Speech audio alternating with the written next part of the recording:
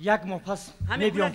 پول من خودم بردم میتم شما من اومده پول میگیرم من گل پول میگیرم فهمیدید می آخرام بار میگیرید همین آدم جنجالی کی من السلام و علیکم السلام من شما نمیشناسم کی شما او یک هفته پیش اومده پرده قرض گرفته رفتی و چه خیلی پرده او از خیتای بار آورده بودم کو گفتی که بعد یک هفته پولش میتیم من دویم هفته او کی میتی هم پرده ما چسبونیم بعد پولش آورده میتیم خواهر خیلی بای نکنید من هر کس هر چی نمیگیرم من عجایب گپ میزنم خواهر یک بار دیگه گپ میزنم روی خط میزنم فهمیدید می پولمته من چیکار دارم روی خط یک بار دیگه گپ خط میزنم پول مولی افتاد نمیکنم پولمته یک هفته گفتی دویم هفته ای شما چه میخواسته که چطاق بودید او من باید خطای رو من میفهمیدم برای بار باید او روید خطای آخی او پولمته من روم های پول پرده که شما خطای میرید نکن وای ای خدایا میفهمیدم شما دست خطی تیو پا خطی دم میفهمیدم همین چطاق میشه من شما خاص نمیگرفتم همون پول سرت خورد جبار تشریف باید دلم نه جبارت فریاد کنه نه تشریفت پولم میافتاد پیش کو باید پولم میافتاد کسالش پیش کو باید بعد دلم داوز آمد پسالش نکنی با های پول رافنی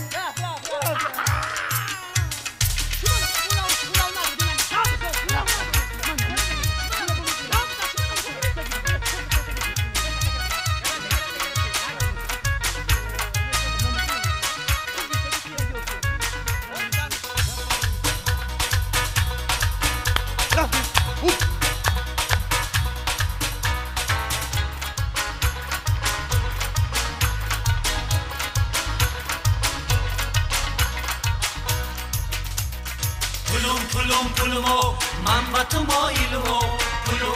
پولمو من با تو مایلمو قرضی مرا دوا بخشی من با تو قایلمو قرضی مرا دوا بخشی من با تو قایلمو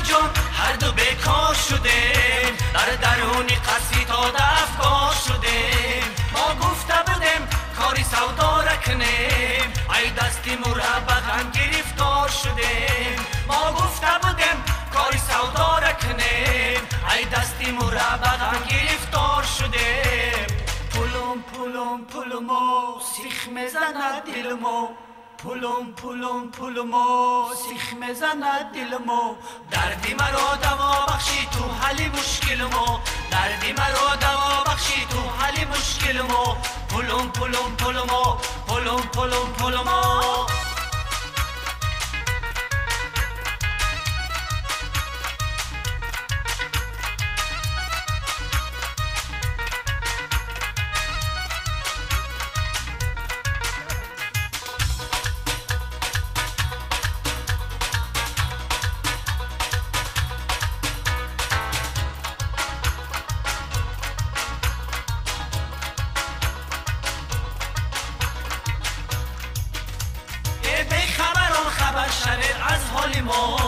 نادام بودیم گیره زد است این کاری ما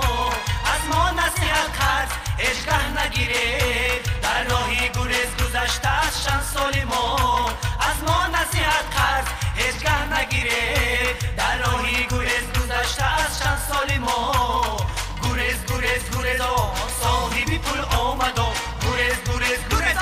صاحبی پول آمد اگر بعد از بیافتیم به زندان میبرد اگر بعد از بیافتیم به زندان میبرد گریز صاحبی پول آمد